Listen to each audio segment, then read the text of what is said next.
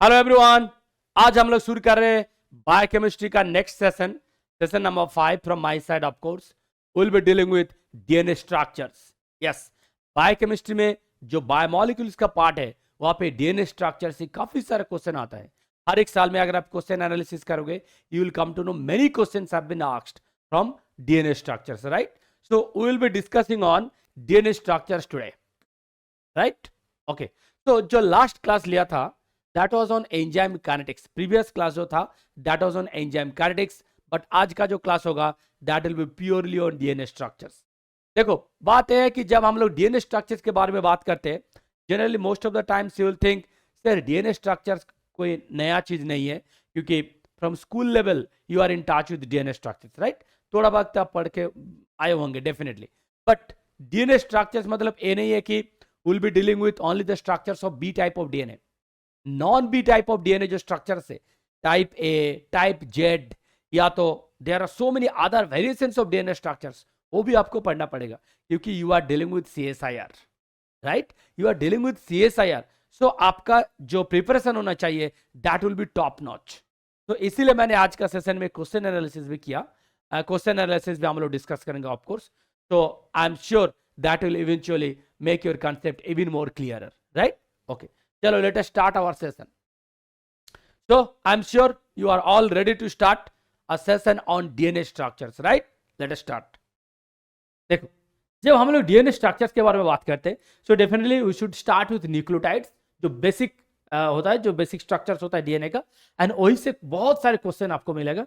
मैं वही से शुरू कर रहा हूँ एंड वो भी मैं बता रहा हूँ कि कहाँ कहाँ आपको ज्यादा एम्फेसिस करना है, राइट? तो चलिए शुरू करते हैं। देखो, बेसिकली क्या होता है डीएनए में, DNA is what? DNA is a polymer, right?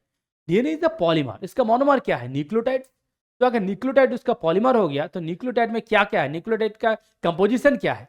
Nucleotide में तीन चीज है। एक तो है आपका nitrogenous base ATGC, right? And दूसरा हो गया आपका शुगर डीऑक्सीराइबोज, एंड तीसरा हो गया फॉस्फेट, राइट? सबको पता है। बट यहाँ पे जहां जो जो चीज में आपको ध्यान देना है, जहां पे क्वेश्चन आ सकता है, मैं वही बता रहा हूं पहले, राइट? अच्छा, यहाँ पे मैं ड्रॉ कर रहा हूं, देखो एक बार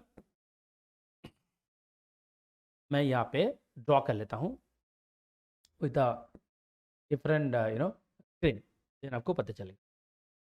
मान लीजिए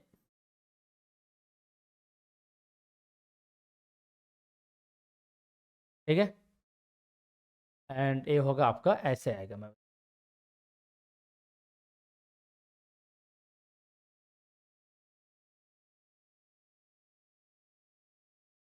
राइट, तो इसका अगर मैं नंबरिंग कर दूं,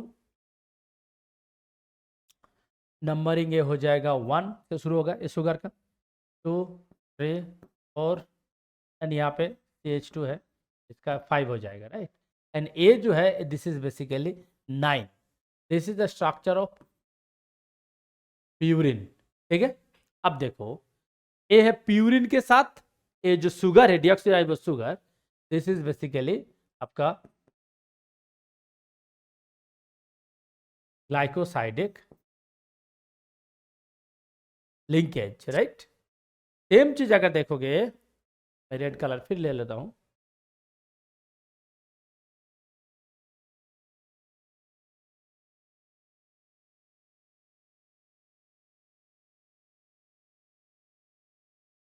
राइट? तो यहाँ पे देखो, अच्छा ये रेड में था, ठीक है, ये रेड में था, नंबरिंग था येलो में, राइट? तो येलो में नंबरिंग कर देते, 1 2 3 4 5। ए होगा 1, ए होगा N1, ए होगा N9, ठीक है? ए है आपका pyrimidine, एंड ए जो है this is again glycosidic linkage.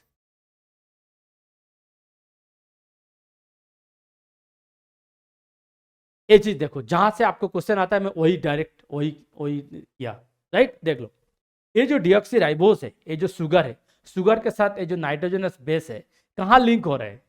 Linking point कहाँ है? लिंकिंग पॉइंट है ये जो C1 of deoxyribose with N9, in case of purine, in case of purine मतलब यहाँ पे आप ए भी कंसिडर कर सकते हो, यहाँ पे आप जी भी कंसिडर कर सकते हो, यहाँ पे आप टी भी कंसिडर कर सकते हो, यहाँ पे आप सी भी कंसिडर कर सकते हो, राइट? समझ में आ रहे? देखो ये जो ग्लाइकोसाइडिक लिंकेज है, glycosidic linkage in case of purine, this is basically C1 of sugar with N9 of purine. Same thing for pyrimidine, it will be C1 of sugar with N1 of pyrimidine. ठीक है, please इसको याद रखो and this is the most important thing. तो ये जो joining है N9 होगा प्यूरिन के लिए, N1 होगा pyrimidine के लिए, राइट? अब देखो, ये देखो मैं जो बता रहा था, देखो ये N9, ये देखो linkage, right? Guanine N9 linkage, और यहाँ पे क्या है N1 linkage, N1 linkage. Understood? आप समझ में आया? ये है एकदम बेसिक चीज कि ग्लाइकोसाइडिक लिंकेज कहाँ होता है, उसका पोजीशन क्या है, राइट? यहाँ से आपको क्वेश्चन आता है, तो प्लीज कीप इन माइंड। अच्छा, बाकी जो है, जो स्ट्रक्चरल चेंजेस जो है, उसमें भी थोड़ा ध्यान देना है। कैसे? मान लीजिए फॉर एन एग्जाम्पल, अगर आप टी वर्सेस यू का स्ट्रक्चर देखोगे, मतलब थायमिन वर्सेस यूरोसिल का स्ट्रक्चर देखोगे, देखो यहाँ पे है या तो मिथाइल ग्रुप या तो सिंपल हाइड्रोजन एट C5, ठीक है? एट C5 यहाँ पे साइड चेन, यहाँ पे आइदर मिथाइल ग्रुप मिलेगा इन केस ऑफ थायमिन और हाइड्रोजन मिलेगा इन केस ऑफ यूरासिल, राइट? ऐसे बेसिक जो स्ट्रक्चर जो डिफरेंस है, ये तो आपको पता ही है, एकदम बहुत बेसिक है ये, प्लीज इसको एक बार देख लो, राइट? क्योंकि ये एकदम बेसिक है CSIR के लिए, इसको एक बार थोड़ा देख लो कि कहाँ पे कौन सा ग्रुप है, and you have to remember it, you have to remember it, there is no other way. Now अगर आपको पूछो, हमको अगर पूछोगे सर कैसे रिमेंबर करना है, प्लीज प्रैक्टिस 5 टाइम्स, इसको 5 बार लिख लो कॉपी में, ठीक है? तो आपको याद रह जाएगा कि कहाँ पे कौन सा ग्रुप है। This is important for CSIR, but you have to remember this. यहाँ पे और कोई दूसरा रूल नहीं है इसको रिमेंबर करने का, सिर्फ या आपको प्रैक्टिस ही करना है, राइट? ओके, अब देखो ये जो यहाँ पे जो फॉस्फेट वाला पार्ट है, यहाँ पे थोड़ा देखिए, यहाँ पे कुछ बात करना है। देखो ये जो यहाँ पे 3 फॉस्फेट है, ये 3 में से मैं यहाँ पे कुछ नंबरिंग बता रहा हूँ, ठीक है? ये जो फर्स्ट फॉस्फेट है, इसको हम लोग बोल सकते हैं अल्फा फॉस्फेट, इसको बोलते हैं बीटा फॉस्फेट, इसको बोल सकते हैं गामा फॉस्फेट, ठीक है? इसके साथ थोड़ा याद रखो, alpha phosphate, beta phosphate, gamma phosphate. जब हम लोग कुछ रिएक्शन डिस्कस करेंगे, चाहे वो DNA रेप्लिकेशन हो, चाहे वो RNA ट्रांसक्रिप्शन हो, चाहे और किसी भी रिएक्शन हो जहाँ पे फॉस्फेट इन्वॉल्व हो, एंड मान लीजिए वहाँ पे सिर्फ पायरोफॉस्फेट रिलीज हो रहा है या तो इनऑर्गेनिक फॉस्फेट रिलीज हो रहा है, मतलब सिंगल फॉस्फेट रिलीज हो रहा है, तो in that case we will discuss कि कौन सा फॉस्फेट रिलीज होगा। जब हम लोग रिएक्शन में डिस्कस करेंगे then we will discuss about it. Otherwise सिर्फ इसको याद रखो कि फर्स्ट फॉस्फेट होगा जो कि link to your sugar, that is the alpha phosphate, then beta phosphate, then gamma phosphate, ठीक है? इसको प्लीज याद रखो। नेक्स्ट, अब देखो, अब हम लोग यहाँ पे डिस्कस करेंगे एंटी वर्सेस सिन, एंटी वर्सेस सिन कन्फर्मेशन। एंटी वर्सेस सिन कन्फर्मेशन ये क्या है? ये जो मैंने ग्लाइकोसाइडिक लिंकेज बताया था ना, एक ग्लाइकोसाइडिक लिंकेज जो था, इस ग्लाइकोसाइडिक लिंकेज के ऊपर बेस करके जो रोटेशन होगा सुगर वर्सेस आपका नाइट्रोजनस बेस, ये शुगर है और ये हो गया आपका nitrogenous base, right? With respect to the glycosidic linkage. यहाँ पे ग्लाइकोसाइडिक लिंकेज क्या है? ये किसका स्ट्रक्चर है? प्यूरिन। तो प्यूरिन का ग्लाइकोसाइडिक लिंकेज क्या है? ये C1 विथ N9, राइट? सो ये C1 विथ N9, इसके हिसाब से देखो ये जो पॉइंट है, मतलब शुगर का C1 विथ O4, ये जो लिंक है, this link with C4 with N9, मतलब मैं बता रहा हूं, देखो मान लीजिए ये है ग्लाइकोसाइडिक लिंकेज, ठीक है? ये है टोटल ग्लाइकोसाइडिक लिंकेज, राइट? तो ऑन दिस बेसिस एक फ्लैग कंसिडर करो, फ्लैग, इंडियन नेशनल फ्लैग, ठीक है? इंडियन नेशनल फ्लैग, अगर इंडियन नेशनल फ्लैग को कंसिडर करोगे तो ये हो गया आपका स्टिक, राइट? ये हो गया आपका फ्लैग, ये फ्लैग। तो ये फ्लैग हो सकता है इधर हो रहा है, हो सकता है कि इधर हो रहा है, यू गॉट माय पॉइंट? हो सकता है कि इधर हो रहा है, हो सकता है कि इधर हो रहा है। तो ये जो इधर या इधर मैं जो कंसिडर कर रहा हूं, on the basis of what? On the basis of ground. On the basis of ground मतलब ए स्टिक जहां पे मैंने रख दिया, ऑन दैट बेसिस मैं बोल सकता हूं कि इसका पॉइंट इधर है या तो इसका पॉइंट इधर है। अब देखो, सो यहां पे मैंने दो चीज कंसीडर करूंगा, एक तो है C1 विथ O4, एक हो गया, एंड दूसरा है C4 विथ N9। देखो दोनों का पॉइंट एक ही साइड में है, कैसे? क्योंकि ये जो फेस है इसका फेस टुवर्ड्स दिस साइड है।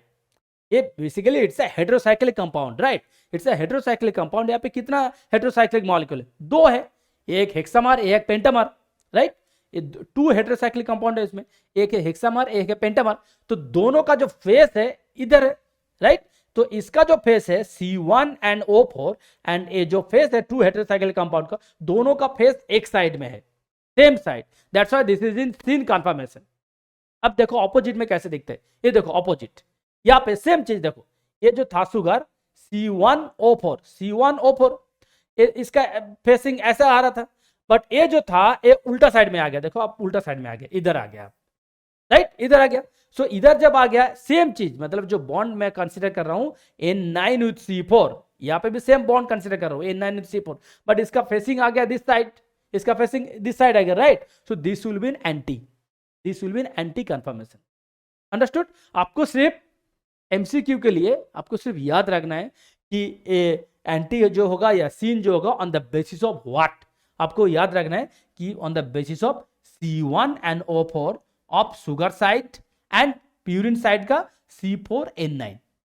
अंडरस्टूड? अगर सेम साइड हुआ तो सिन, अगर ऑपोजिट साइड हुआ तो anti, right? This is one thing. Now come to pyrimidine. देखो पिरिमिडिन का केस में क्या होगा, सेम यहां पे भी जो था C1O4, यहां पे भी है C1O4, मतलब सुगर का जो पार्ट है दैट रिमेन सेम। अब आ जाओ आपका जो नाइट्रोजन बेस वाला जो पार्ट है, नाइट्रोजन जो बेस है इसका होगा N1 with C2, right? N1 with C2, देखो C1O4 and N1 C2 are pointing away from each other, मतलब इधर आ रहे हैं opposite, so it will be anti. Understood? तो मैं एक इस सेशन के बाद में एक टेबल शेयर कर दूंगा आपके साथ, उस टेबल में पूरा लिखा है कि कौन सा होगा सिन, कौन सा होगा anti. That's it, you have to simply remember again this, you have to remember this, you have to remember, simply have to remember. Okay, so please यहाँ पे जो चीज और एक बार मैं बता रहा हूं, प्लीज उसको ध्यान में रखो। ये जिसके बेसिस पे मैं बोल रहा हूं यहाँ पे मैंने येलो में हाईलाइट कर दिया, देखो C1O4 विथ N9C4 ये हो गया प्यूरिन का, राइट?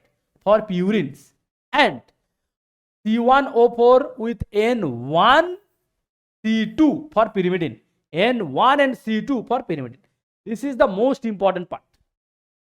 आपको क्वेश्चन में यही पूछा जाएगा कि जो न्यूक्लियोटाइड का, चाहे वो एंटी हो चाहे वो सीन हो, वो जो कॉन्फ़िगरेशन जो कन्फर्मेशन हम लोग डिसाइड करते हैं on the basis of what, मतलब कौन सा बॉन्ड के साथ कौन सा बॉन्ड का हम लोग रोटेशन देखते हैं, ठीक है? So please remember this is the most important part.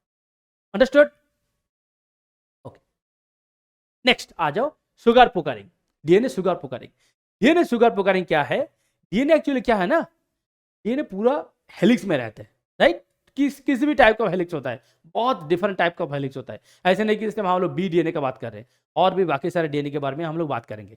तो जब डीएनए बहुत हेलिक्स में रहता है, कॉइल्ड कंडीशन में रहते हैं, वहां पे ये जो स्ट्रक्चरल बेंड है, that is a natural property for DNA. You got my point? Structural bend जो होता है डीएनए में, that is a natural property of DNA, क्योंकि डीएनए ऐसे ही बहुत कॉइल्ड कंडीशन में रहता है, राइट? तो वहां पे क्या होता है, यहाँ पे दो टाइप में कंफर्मेशन में आपको बता रहा हूं। एक है for an example B conformation, मतलब B type of DNA, and दूसरा है ए कंफर्मेशन, मतलब ए टाइप ऑफ डीएनए, ठीक है? देखो जो बी टाइप ऑफ डीएनए होगा इसमें C2 एंडोटाइप एक कंफर्मेशन है, एंड जो ए है मतलब ए टाइप जो है उसमें C3 एंडोटाइप है। इसमें है क्या, अब मैं बता रहा हूं। ये जो DNA sugar puckering, actually what is this DNA sugar puckering? अब देखो क्या है ये जो डीएनए का जो स्ट्रक्चर है, यहाँ पे देखो ये जो 5 प्राइम में फॉस्फेट है एंड जो 3 प्राइम में जो फॉस्फेट है, दोनों फॉस्फोरस जो एटम है, दोनों का अगर आप एंगल देखोगे या तो डिस्टेंस देखोगे on the basis of either sugar और बेस। मैं फिर बता रहा हूं, देखो ये जो दोनों फॉस्फोरस एटम है, दोनों फॉस्फोरस एटम का डिस्टेंस देखोगे on the basis of either sugar और on the basis of base, मतलब either on the basis of sugar और on the basis of base. दोनों का बेस में अगर देखोगे, दोनों का बेसिस में अगर इसके कंपेयर करोगे, ये जो दो फास्फोरस एटम है, दोनों का डिस्टेंस दोनों का केस में अलग अलग है। देखो देखो, in this case it is 7 angstrom, here it is 5.9 angstrom, right. So कौन सा डिस्टेंस के बारे में मैं बता रहा हूं? Distance between two phosphorus atom, ठीक है। एक है 5 प्राइम में लिंक्ड, एक है 3 प्राइम में लिंक्ड, अंडरस्टूड। एक है 5 प्राइम में लिंक्ड, एक है 3 प्राइम में लिंक्ड। ये जो दोनों फास्फोरस एटम का जो डिस्टेंस है, ये डिस्टेंस किसके हिसाब से वेरी हो रहा है? डिस्टेंस वेरी हो रहा है on the basis of base, nitrogenous base, and on the basis of sugar. So on the basis of sugar और on the basis of base अगर देखोगे कि दोनों फास्फोरस एटम का जो डिस्टेंस है that differs. B type of DNA में 7 angstrom आ रहे हैं, ए टाइप ऑफ डीएनए में 5.9 एंगस्ट्रॉम आ रहे हैं। This is actually DNA sugar puckering, ठीक है। So please remember it. यहां पे मैंने ये वाला में फिर लिख दिया C3 endo, A type of DNA, और आरएनए, आरएनए में भी सेम टाइप मिलता है, और बी टाइप ऑफ डीएनए में आपको मिलेगा C2 एंडो। तो जो बी टाइप है इसमें मिलेगा C2 एंडो, और जो ए टाइप ऑफ डीएनए और आरएनए यहां पे मिलेगा आपका C3 एंडो, ठीक है। Again this is memory based stuff, आपको मेमोराइज करना है, आपको मेमोराइज करना, क्योंकि ये सब जो पार्ट है यहां से सिर्फ मेमोरी बेस्ड क्वेश्चन आपको मिलेगा, ठीक है। और हम लोग डिस्कस करने वाले, डोंट वरी। अब देखो ये basic structures, I am sure you are familiar with this structure since your childhood, right. बहुत बार ये स्ट्रक्चर देखे होंगे, यस। बट यहाँ पे और कुछ और छोटा छोटा मैं चीज बता रहा हूँ, थोड़ा उसको ध्यान दे दो। एक तो है हेलिक्स डायमीटर, हेलिक्स डायमीटर देख लो 2 नैनोमीटर, ठीक है। Helix diameter 2 nanometre. एंड ये जो सिंगल टर्न है, सिंगल टर्न का लेंथ कितना हो रहा है? 3.4 nanometer, 3.4 nanometer. And single base pair का कितना हो रहा है? 0.34 नैनोमीटर, 0.34 नैनोमीटर, ठीक है। सो ये जो इंफॉर्मेशन है कि हेलिक्स डायमीटर है 2 नैनोमीटर, एक सिंगल टर्न का, फुल सिंगल टर्न का लेंथ हो रहा है 3.4 nanometer, and single base pair का लेंथ हो रहा है 0.34 नैनोमीटर। ये जो इंफॉर्मेशन है इसको प्लीज याद रखो, क्योंकि यहां से आपका जब डीएनए का न्यूमेरिकल क्वेश्चन आएगा ना, डीएनए न्यूमेरिकल क्वेश्चन, डीएनए का जब न्यूमेरिकल क्वेश्चन आएगा, so this will be the first part from where you will get numerical question, ठीक है। हम लोग एक टोटल सेशन मैंने रखा, एक नहीं दो सेशन रखा, शायद आपने प्लानर में देखे होंगे। टोटल 2 सेशन है जहां पे हम लोग डीएनए का न्यूमेरिकल के ऊपर डिस्कस करेंगे, ठीक है। So please keep this thing in your mind, okay. इसके अलावा और क्या क्या चीज हमको देखना है, देखो एक तो है ये जो स्ट्रैंड है, ये जो स्ट्रैंड है डीएनए का जो स्ट्रैंड है, this is basically anti parallel, right? This is basically anti-parallel. One is from 5 prime to 3 prime, another is from 3 prime to 5 prime, right? ये है।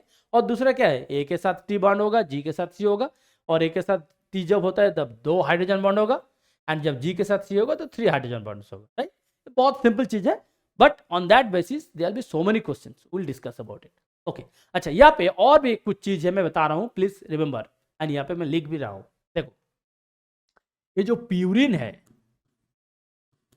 ये जो प्यूरिन है, purines are basically nearly planner,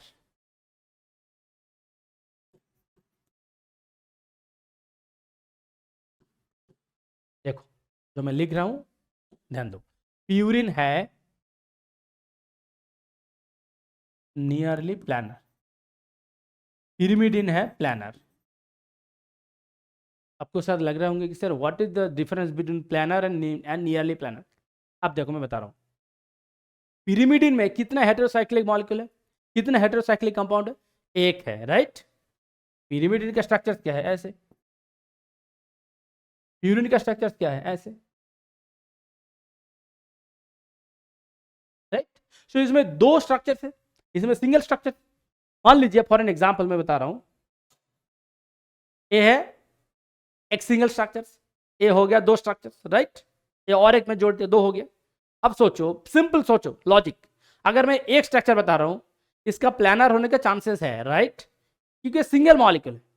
जब आप 2 जोड़ रहे हो एक साथ, राइट, ये ऐसा हो सकता है, ऐसा हो सकता है, तो ये प्लानर होने का चांसेस हो भी सकता है, नहीं भी हो सकता है। You got my point. अब जब 2 स्ट्रक्चर को एक साथ जोड़ रहे हो, तब दोनों का तो अलग अलग है ना, ये है हेक्सामर, एक है पेंटामर। तो जब दोनों एक साथ ला रहे हो, तो दोनों का एक साथ होने का चांसेस हो भी सकता है, नहीं भी हो सकता है। सो दैट्स व्हाई प्यूरिन का केस में जो मैंने नियरली प्लानर लिखा, क्योंकि दोनों सेम प्लेन में नहीं है, That's why it is nearly planar. But in case of pyrimidine, it deals with only one heterocyclic compound, hexamer, right? So ये तो automatically एक planar में ही होगा. Got my point? So please remember, जो pyrimidine होगा that will be planar, and जो pyridine होगा that will be nearly planar, right? This is one thing. Another important thing मैं बता रहा हूँ, देखो, ये जो नाइट्रोजनस जो बेस है, ये जो नाइट्रोजनस बेस है, ठीक है, यहाँ पे मैं लिख रहा हूँ, ये जो बेस है, bases are always, remember, hydrophobic in nature. ठीक है, ये जो बेस है, bases are always hydrophobic in nature. मतलब ये जो नाइट्रोजन बेस है डीएनए का, ये base are always hydrophobic in nature, right? अच्छा, बट यहाँ पे जो साइड चेन है, ये जो साइड चेन है, side chains will be hydrophilic in nature. ये जो साइड चेन है that will be hydrophilic in nature. तो फिर मैं बता रहा हूं, देखो, डीएनए का जो नाइट्रोजनस बेस है that will be hydrophobic in nature, but जो साइड चेन है that will be hydrophilic in nature, right? So please keep this things in your mind, क्योंकि यहां से आपको बहुत सारे क्वेश्चन मिलने वाला है. हम लोग डिस्कस करेंगे डेफिनेटली, देन आपको पता चलेगा. ओके, नाउ देखो, ये सबको जानते हैं, सारे लोग इसको जानते हैं कि जी से के बीच 3 हाइड्रोजन बॉन्ड होगा, चाहे जीसी हो चाहे सीजी हो. अच्छा, एक चीज आपको याद होगा कि मैंने प्रोटीन का क्लास में भी यही चीज डिस्कस कर रहे थे. जब हाइड्रोजन बॉन्ड होता है, जब हाइड्रोजन बॉन्ड फॉर्म होता है, तब कैसे होता है? एक साइड डोनर, दूसरा side hydrogen, I mean donor hydrogen and acceptor, right? एक एंगल फॉर्म करते हैं, हाँ कि नहीं? डोनर हाइड्रोजन एक्सेप्टर एक एंगल फॉर्म करते हैं इन case of hydrogen bond. In case of hydrogen bond, तो जब हाइड्रोजन बॉन्ड फॉर्म होता है तब एक एंगल होता है, डोनर हाइड्रोजन एक्सेप्टर. देखो यहाँ पे भी है डोनर अगर यहाँ पे देखोगे डोनर हाइड्रोजन एक्सेप्टर, यहाँ पे भी देखो डोनर हाइड्रोजन एक्सेप्टर, ऐसे ऐसे होगा, राइट? यहाँ पे भी होगा, देखो donor hydrogen acceptor, donor hydrogen acceptor, donor hydrogen acceptor, donor hydrogen acceptor, ऐसे करके होगा दोनों का केस में. मतलब जीसी का केस में भी होगा, सीजी का केस में भी होगा, राइट?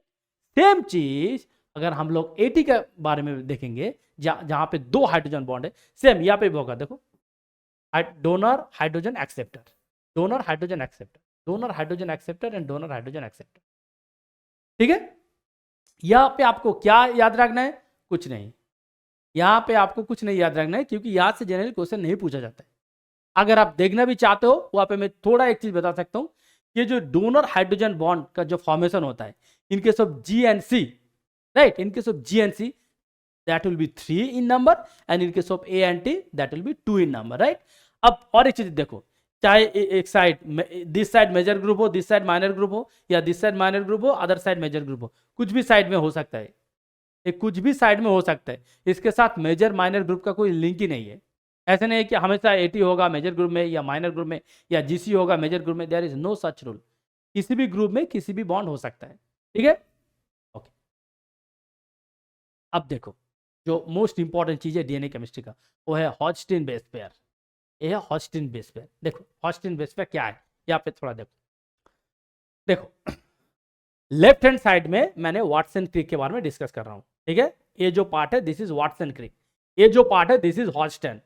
अच्छा, वाटसन क्रिक में हम लोग 2 चीज के ऊपर बात करेंगे. एक तो हो गया एटी, दूसरा हो गया जीसी, राइट? अच्छा देखो, ये है एटी, ये है जीसी, राइट? अच्छा, यहाँ पे मैं रेड कलर ले लेता हूँ तब आपको पता चले. या रेड कलर ले लेता हूँ. यहाँ पे जो हाइड्रोजन बॉन्ड फॉर्म हो रहा है, यहाँ पे जो हाइड्रोजन बॉन्ड फॉर्म हो रहा है in case of Watson Crick base pairing in between AT और इन बिटवीन जीसी. अब देखो यहाँ पे मैं कुछ इंपॉर्टेंट चीज बता रहा हूँ. एक है यहाँ पे N1 in case of eighty, यहाँ पे भी देखो N1. ये जो N1 है this is acceptor, this is acceptor, this is hydrogen bond acceptor, right? यहाँ पे जो C6 है, ये जो C6 है, ये जो C6 है, और यहाँ पे भी जो C6 है, देखो C6 है, दोनों है डोनर, दोनों है डोनर. ठीक है, तो मैं फिर से बता रहा हूं, in case of Watson Crick, in case of Watson Crick चाहे एटी के बीच हो चाहे जीसी का बीच हो. ठीक है, in case of Watson Crick चाहे एटी का बीच हो चाहे जीसी का बीच हो, ये जो N1 है दोनों का केस में, देखो दोनों का केस में इन द सेंस, दोनों इन केस ऑफ प्यूरिन चाहे वो ए हो चाहे वो जी हो, दोनों का केस में N1 represents acceptor, N1 represents hydrogen bond acceptor. And दोनों का केस में C6, ये जो C6 है ए C6 रिप्रेजेंट, ए C6 कौन सा C6 है, जो कि अमाइनो ग्रुप के साथ लिंक्ड है। ये जो C6 है और यहाँ पे देखो कार्बोनिल ऑक्सीजन है, ये जो C6 है that represents donor, hydrogen bond donor, right. ये होता है वाटसन क्रिक में। अब देखो इसका काउंटर पार्ट देखो, ये किसके साथ लिंक्ड है, ये लिंक्ड है किसके साथ, N3 के साथ लिंक्ड है और ये C4 के साथ लिंक्ड है। सेम चीज यहाँ पे भी देखो N3 के साथ लिंक्ड है, C4 के साथ लिंक्ड है, राइट। सो यहाँ पे लिंकिंग क्या हो रहा है, N1 के साथ N3, C6 के साथ C4, सेम चीज N1 के साथ N3 एंड C6 के साथ C4। This is the story of Watson Crick, right. अब हॉस्टिन बेस पेयर में क्या होता है, what is Hoogsteen base pair, first of all Hoogsteen base pair में क्या होता है, कभी कभी ये जो AT का लिंक होता है या तो GC का जो लिंक होता है, कभी कभी वो लिंक थोड़ा वेरी कर जाता है। मतलब लिंक A के साथ T होगा, ऐसा नहीं कि A के साथ G हो रहा है लिंक, नहीं, A के साथ T होगा, G के साथ T होगा, लिंकिंग सेम रहेगा, बट वो जो लिंकिंग वाला एटम है, लिंकिंग वाला एटम थोड़ा चेंज हो जाएगा। समझ रहे हो मैं क्या बोल रहा हूं, फिर बोल रहा हूं, देखो वाटसन क्रिक में A के साथ T लिंक्ड है, G के साथ C लिंक्ड है। हॉस्टिन बेस पेयर में भी सेम रहेगा, A के साथ T, G के साथ C, बट डिफरेंस क्या है, एटॉमिक जो लिंक है दैट विल बी चेंज्ड। देखो यहां पे एटॉमिक लिंक क्या था, N1 था, N1 विथ N3, यहां पे देखो N7 with N3, N7 in case of A, same thing यहां पे भी देखो, G के साथ भी देखो A है N7, मतलब जो N1 था hydrogen bond acceptor in case of Watson Crick, in case of Hoogsteen base pairing यहां पे क्या हो जाएगा, N1 के जगह N7 हो जाएगा। समझ रहे हो, समझ रहे हो, अभी N7 हो जाएगा, देखो N7, एंड ये जो N7 है this is acceptor, this is acceptor, and बाकी जो पार्ट है, मतलब यहां पे भी आपका C6 था, यहां पे भी आपका C6 है, C6 है, यहां पे भी आपका C6 है, दैट रिमेन सेम, मतलब जो डोनर था, donor remain same, only the difference हो रहा है आपका एक्सेप्टर में। Understood. So in case of Watson Crick hydrogen bond acceptor क्या था, N1, in case of Hoogsteen base pairing hydrogen bond acceptor कौन होगा, N7। So please remember Hoogsteen base pair में hydrogen bond acceptor will be N7, please remember, it's a huge question for CSIR, okay। अच्छा और एक चीज मैं बता रहा हूं, ये जो A साइड, मतलब A में एक साइड में बता रहा हूं, जो दूसरा साइड में है, मतलब A जिसके साथ बाइंड कर रहा है या तो जिसके साथ बाइंड कर रहा है, C के साथ बाइंड कर रहा है, उसका पोजीशन का कुछ चेंजेस होगा नहीं, उसका पोजीशन एज इट इज रहेगा। जैसे यहाँ पे था N3C4, यहाँ पे भी रहेगा N3C4, यहाँ पे भी है N3C4, मतलब ये जो N3C4 यहाँ पे भी था, यहाँ पे भी था, यहाँ पे भी है, यहाँ पे भी है, N3C4 जो ऑपोजिट साइड बॉन्ड होगा, मतलब क्या, एक साइड के साथ दूसरा साइड, तो दूसरा साइड में N3C4 सेम ही रहेगा, यहाँ पे भी सेम रहेगा, जो वाटसन क्रिक में था सेम, उसमें कुछ चेंजेस नहीं होगा, सिर्फ सिंगल पोजीशन में चेंज हो रहा है, जो कि N1 था यहाँ पे, that is replaced with N7, rest all will remain same, okay. Okay अब हम लोग क्या डिस्कस करेंगे, non B DNA structures. Generally हम लोग क्या करते हैं, जनरली हम लोग ज्यादातर जो स्ट्रक्चर्स के बारे में पढ़ते हैं that is related to B type of DNA. जो डीएनए डिस्कवर हुआ था that is also B type of DNA, I am sure you know it, right, I am sure you know it, कि जो डीएनए स्ट्रक्चर्स हम लोगों को पता है, वाटसन क्रिक का जो स्ट्रक्चर्स है वो basically B type of DNA, right. अब पूछ सकते हो कि सर क्यों, B type of DNA is the most predominant structure in the nature. Nature में B type of DNA is the most, you can say, you know, the highest frequency. ज़्यादातर आपको देखने को मिलेगा B type of DNA, right? And it's a naturally occurring DNA. That's why B type of DNA was structured. Okay? Anyway, हम लोग बात करेंगे अभी non B type of DNA, जो कि B type of DNA नहीं है, उसके बारे में हम लोग बात करेंगे, ठीक है। चलो first non B type of DNA structure से हेयर पिन और cruciform structures of DNA. Hairpin जानते हो, जैसे ऐसे hairpin you know hair में फिक्स कर देते हैं, राइट। या तो जो क्रूसीफॉर्म टाइप होता है ना, क्रूसीफॉर्म टाइप, ऐसे जो क्रूसीफॉर्म होता है, जो क्रूसीफॉर्म जीसस क्राइस्ट का जो क्रूसीफॉर्म है, राइट, ऐसे, ओके, ऐसे जो जीसस क्राइस्ट का जो क्रूसीफॉर्म से देखो यहाँ पे ऐसे। अच्छा फर्स्ट मैं बता रहा हूँ ये कैसे हो जाता है, it's basically four thing, right. जब मैं ऐसे क्रूसीफॉर्म कर रहा हूँ तो ऐसे होगा, फोर साइडेड, राइट, देखो फोर साइडेड है, एक तो ए साइड में ऐसे होगा, दूसरा साइड ऐसा आ रहा है, तो फोर साइड कैसे हो सकता है, मतलब डीएनए का कैसा सीक्वेंस होना चाहिए तब ये फोर साइड हो सकता है। यहाँ पे जनरल जो सीक्वेंस होता है मैं बता रहा हूँ, जो मोस्ट इंपॉर्टेंट फीचर वो है इन्वर्टेड रिपीट, वो है इन्वर्टेड रिपीट। ठीक है, देखो इन्वर्टेड रिपीट का वजह से यहाँ पे होता है क्रूसिफॉर्म डीएनए या तो हेयरपिन डीएनए, इन्वर्टेड रिपीट। अब मैं बता रहा हूं इन्वर्टेड रिपीट क्या है। यहां पे एक एग्जांपल दिया हुआ है, देखो GSC TGC, GAC TGC, GCA GTC. ठीक है, अब देखो इसका कॉम्प्लीमेंट्री सीक्वेंस में लिख रहा हूं, तो this will be C T G A C G C G T C A G, right. अब देखो इन्वर्टेड कहाँ हो रहा है, कहाँ आपको इन्वर्टेड लग रहा है, ए वाला देखो और ए वाला देखो, सी G T C A ji, C G T C A जी, देखो नीचे ऊपर, या तो इधर देखो या तो उधर देखो, ए वाला देखो, G C A G T C, G C A G T C, this is called inverted repeat, this is called inverted repeat. आपको शायद लग रहा है कि सर आप जो बोल रहे हो ये थोड़ा पैलिंड्रोमिक सीक्वेंस की तरह दिख रहा है, right? How many of you are thinking so? Please let me know how many of you are thinking sir आप जो दिखा रहे हो ये पैलिंड्रोमिक सीक्वेंस की तरह दिख रहा है। Then what is the difference between palindromic sequence versus inverted repeat? Are you getting this question? आपको क्वेश्चन दिमाग में आया कि नहीं, पहले बताओ, पहले बताओ आपका क्वेश्चन दिमाग में आया कि नहीं? Sir what is the difference between a palindromic sequence from an inverted repeat?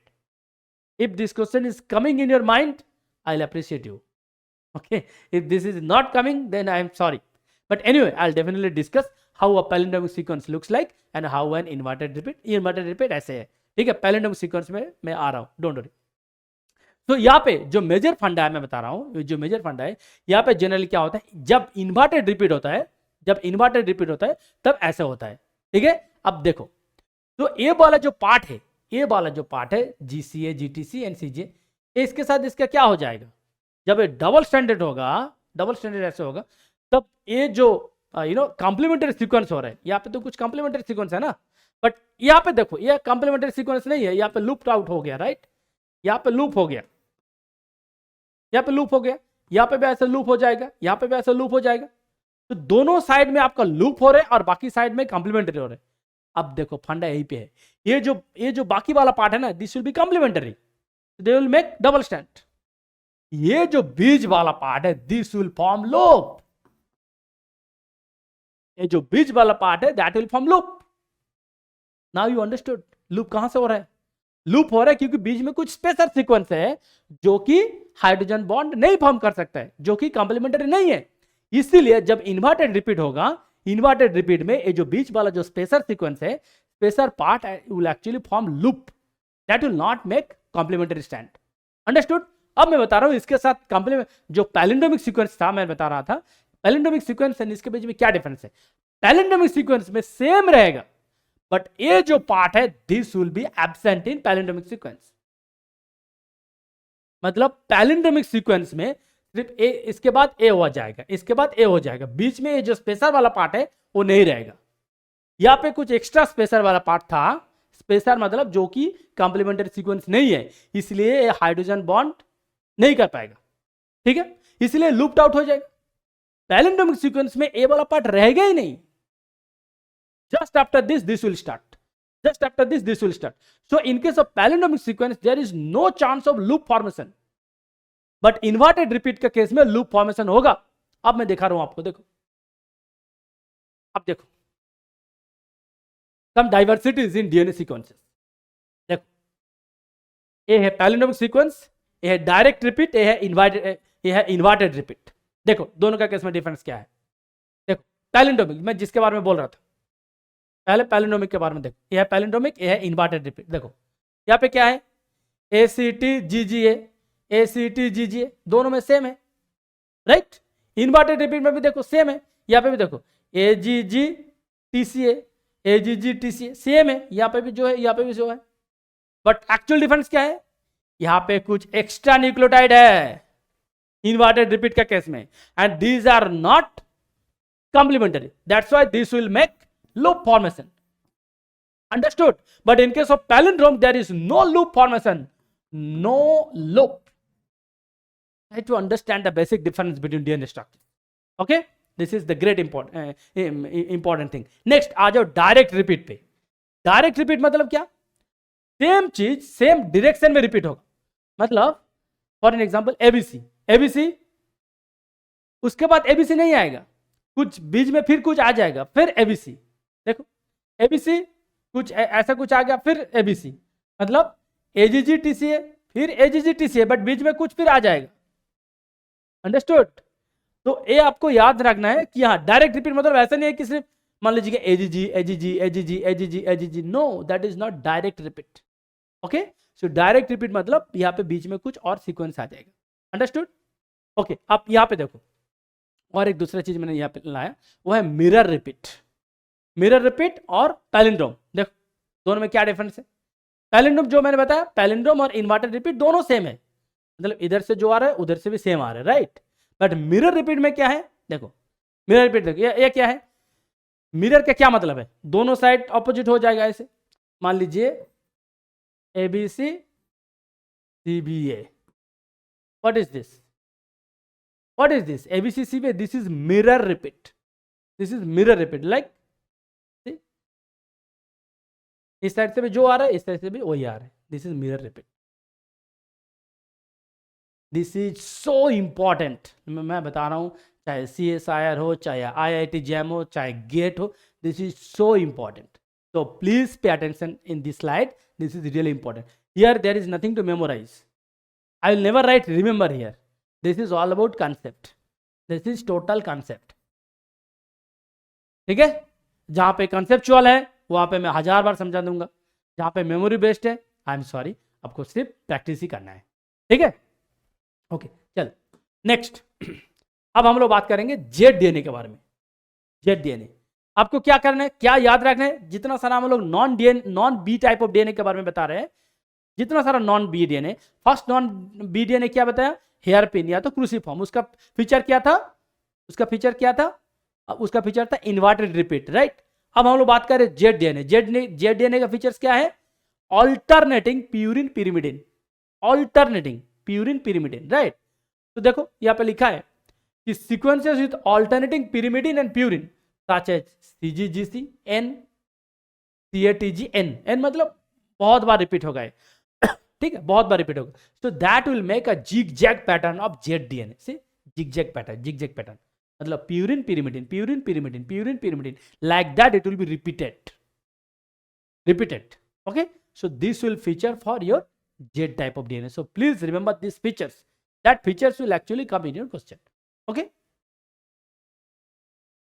And yes, one more thing, ZDNA is left-handed. ZDNA is left-handed. BDNA is right-handed. ZDNA is left-handed. Please remember it. Okay. Anyway, next क्या है, HDNA. HDNA क्या है, triplex DNA, जहां पे 3 strand है. ऐसे कैसे हो सकता है, देखो एक बार देख लो. ये तो है आपका डबल स्टैंड, एक तीसरा स्टैंड भी आ रहा है, एक तीसरा स्टैंड भी आ रहा है. ठीक है.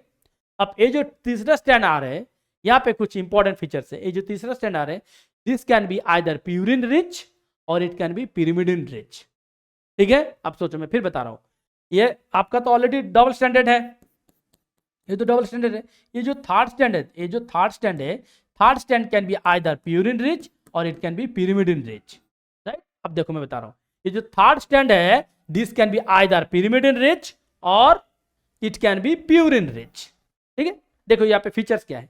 अगर पिरिमिडिन रिच हुआ, अगर पिरिमिडिन रिच हुआ, देन ये जो थर्ड स्टैंड है, this will be parallel to the complementary stand. This will be parallel to the complementary stand. इसके साथ ये पैरेलल होगा. ठीक है. ये जो थर्ड स्टैंड है, अगर मैं बता रहा हूं, अगर ये जो थर्ड स्टैंड है, थर्ड स्टैंड जो है वो अगर पिरिमिडिन रिच हुआ, ये अगर पिरिमिडिन रिच हुआ, then this stand will be parallel to the complementary stand, right. And अगर प्यूरिन रिच हुआ, then this will be anti parallel to the complementary stand. मैं फिर बता रहा हूं, देखो यहां पे क्या है, आपका 2 स्टैंड तो ऑलरेडी है, यहां पे एक थर्ड स्टैंड आ गया, थर्ड स्टैंड आ गया. तो third strand can be either pyrimidine rich और it can be purine rich. अगर पिरिमिडिन रिच हुआ, So this strand will be parallel. This strand will be parallel to the complementary strand.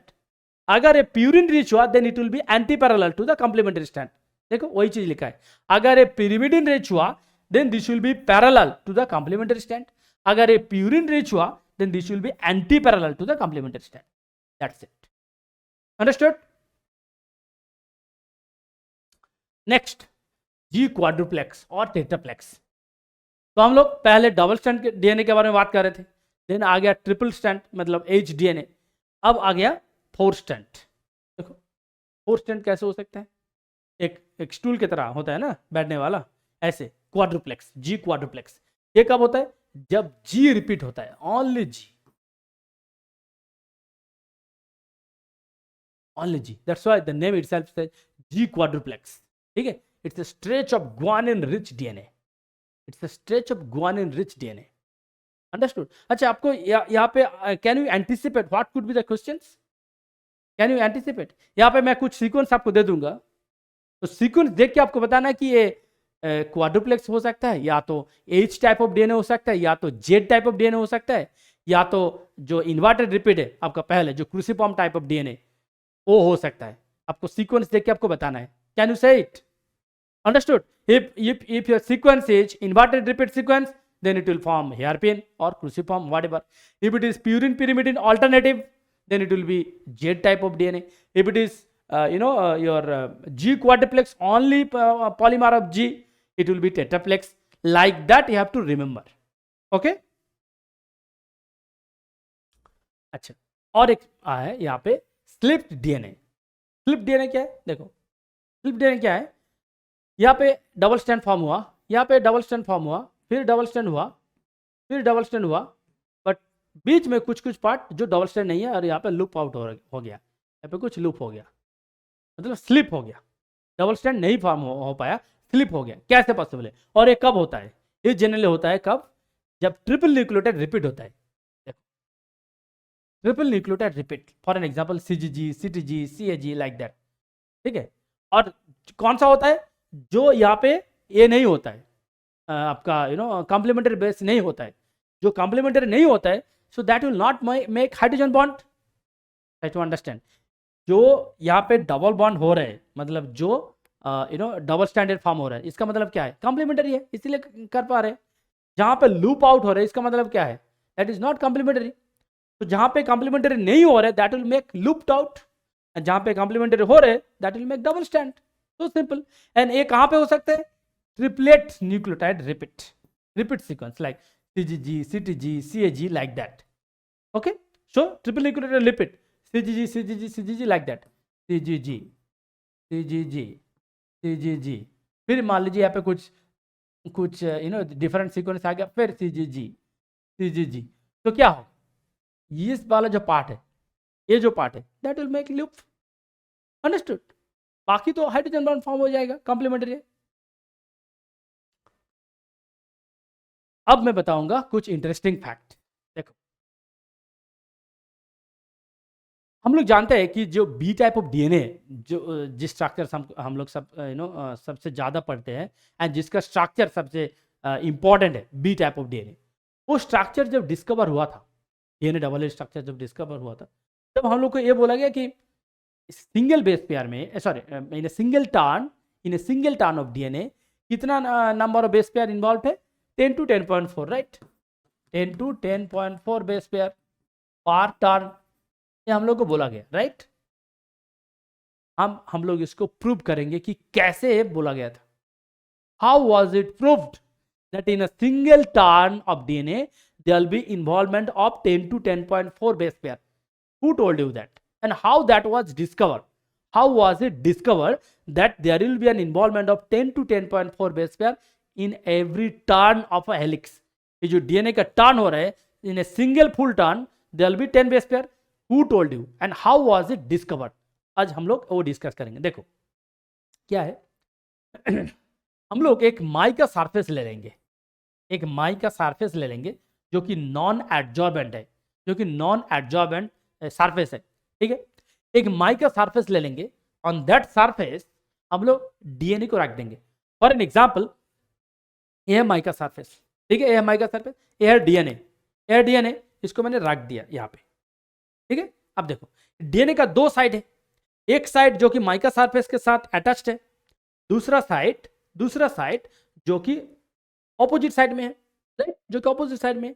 अब देखो ये जो कंडीशन में मैंने रख दिया, यहाँ पे अगर मैंने इस कंडीशन को डीएनएज देकर ट्रीट किया, डीएनएज क्या है, एक रैंडम न्यूक्लियस है, मतलब इसका कोई डाइजेशन का कुछ ये नहीं है, सीक्वेंस स्पेसिफिसिटी नहीं है, रेस्ट्रिक्शन एंडोन्यूक्लियस की तरह, right. So DNA will digest DNA randomly. It will digest DNA randomly. But remember, it will digest only the upper part. It cannot digest the part which is attached to the mica surface. जो part mica surface के साथ attached है, उस side में DNA digest नहीं कर पाएगा। क्यों? क्योंकि डीएनए तो उधर जा ही नहीं पाएगा। अब देखो ये है माइका सरफेस, डीएनए को बस अब रख दिया, ठीक है। अब जब डीएनए डाल दियो, डीएनए कहाँ डाइजेस्ट कर सकता है? डीएनए यहाँ डाइजेस्ट कर सकता है, यहाँ डाइजेस्ट कर सकता है, यहाँ डाइजेस्ट कर सकता है, यहाँ कर सकता है, यहाँ कर सकता है, यहाँ कर सकता है, यहाँ कर सकता है, यहाँ कर सकता है। तो जो पार्ट यहाँ पे आ रहे हैं, मतलब ऊपर वाला साइड में आ रहे हैं, उसको डाइजेस्ट कर सकते हैं। कौन सा पार्ट नहीं कर सकते है, मैं अभी बता रहा हूं। देखो कौन सा पार्ट नहीं कर सकते है, यहाँ पे नहीं कर सकता है, यहाँ पे नहीं कर सकता है, यहाँ पे नहीं कर सकता है, यहाँ पे नहीं कर सकता है, क्योंकि ये वाला पार्ट माइका के साथ अटैच्ड है एंड वहां तक वो जा ही नहीं पाएगा। क्योंकि देखो मान लीजिए दिस इज ए डीएनए यहाँ पे जा रहे हैं, यहाँ पे डाइजेस्ट करेगा, यहाँ तक नहीं आ पाएगा, वो यहाँ पे डाइजेस्ट करेगा, यहाँ तक आ नहीं पाएगा, यहाँ पे डाइजेस्ट करेगा, यहाँ तक आ नहीं पाएगा। अंडरस्टूड? अब देखो क्या होगा, मैं ग्रीन कलर ले रहा हूं। मान लीजिए यहाँ पे डाइजेस्ट किया, अब इस स्टैंड का बात करो, देखो यहाँ पे दो स्टैंड है, मैं ये जो व्हाइट वाला है ना, मैं इसका बात कर रहा हूं, देखो इसका बात कर रहा हूं। अब देखो ये जो पार्ट है, ये डाइजेस्ट कहां हुआ? यहाँ पे डाइजेस्ट हुआ, फर्स्ट डाइजेशन है यहाँ पे हुआ। इसका सेकंड डाइजेशन कहां हुआ? देखो यहाँ पे हुआ सेकंड डाइजेशन, राइट। तो ये हो गया फुल एक टर्न। अंडरस्टूड? अंडरस्टूड? ये जो हुआ सेकंड, इसका थर्ड डाइजेशन क्या हुआ? कहां पे हुआ? यहाँ पे हो रहा थर्ड डाइजेशन। तो दिस इज अनदर टर्न, यहाँ पे जो है ये अनदर टर्न, राइट। सेम चीज अगर दूसरे में देखोगे, अगर ब्लैक वाला में देखोगे, इसका कलर में ले लेता हूं, कुछ दूसरा कलर ले लेता हूं, इसका ब्लैक ले लेता हूं, राइट। देखो इसका कहाँ डाइजेशन हुआ? यहाँ पे हुआ डाइजेशन, तो ये हो गया फर्स्ट, राइट। फिर कहाँ डाइजेशन हुआ? यहाँ पे हुआ, दिस इज सेकेंड। तो ये जो है this is full turn, right. अब देखो फिर यहाँ पे आ रहे हैं, फिर यहाँ पे डाइजेशन हुआ, सो यहाँ पे हो गया आपका, ये था आपका फर्स्ट फुल टर्न, ये हो गया another full turn, second full turn. So यहाँ पे ये था first full turn, second full turn. Understood? मतलब कंप्लीट जो है। अब इसको क्या किया ये लोग? जेल में रन किया, एग्रोजेल इलेक्ट्रोफोरेसिस में रन किया। अब जब इसको एग्रोजेल इलेक्ट्रोफोरेसिस में रन किया तब क्या दिखा? देखो यहाँ पे जो बैंड दिख रहा है ये सिर्फ एज ए मल्टीपल ऑफ 10 और 11 में मिल रहा है। देखो या तो 10 11, या तो 20 21 22, या तो 31 32। इसका मतलब क्या है? फर्स्ट ऑफ ऑल देखो डीएनए जो न्यूक्लियस है वो है रैंडम डाइजेस्ट करता है, रैंडम। ऐसे नहीं है कि हर एक यहाँ पे डाइजेस्ट करेगा, ऐसा हो ही नहीं सकता है। मान लीजिए कि यहाँ पे डाइजेस्ट किया, फिर यहाँ पे डाइजेस्ट किया, फिर यहाँ पे किया, राइट। सो अगर हर एक 10 में डाइजेस्ट कर रहे हैं तो आपको सिर्फ 10 ही मिलेगा। You got my point? देखो क्या होता है, मैं यहाँ पे लिख रहा हूं। देखो मान लीजिए एक ऐसा डिस्टेंस है, एक पॉइंट है, ठीक है, ये है 10, ये है 20, ये है 30, ये है 40, लाइक दैट, ये है 50। देखो अगर हर एक पॉइंट में डाइजेशन कर रहे हैं, अगर हर एक पॉइंट में डाइजेशन कर रहे हैं, देन आपको बैंड मिलेगा सिर्फ 10 का, राइट। 10 10 10 10 10 अगर हर एक पॉइंट में डाइजेशन कर रहे हैं। मान लीजिए फॉर एन एग्जाम्पल आप मान लीजिए कि यहाँ पे डाइजेशन किया एंड यहाँ पे किया, यहाँ पे नहीं किया, ठीक है, यहाँ पे नहीं किया, तब यहाँ पे क्या मिलेगा? यहाँ पे मिलेगा 10 एंड यहाँ पे मिलेगा पूरा total 20। You got my point? Are you getting my point? देखो अगर हर एक पॉइंट में डाइजेशन हो रहा है देन आपको सिर्फ 10 ही बैंड मिलेगा, 10 वाला बैंड मिलेगा। अगर कहीं पे मान लीजिए किसी बैंड मिसिंग हो गया, band missing in the sense कहीं पे डाइजेशन नहीं हुआ, यहाँ पे मान लीजिए यहाँ पे हुआ, यहाँ पे हुआ, बीच में नहीं हुआ, सो टोटल का लेंथ क्या होगा? 20 हो जाएगा।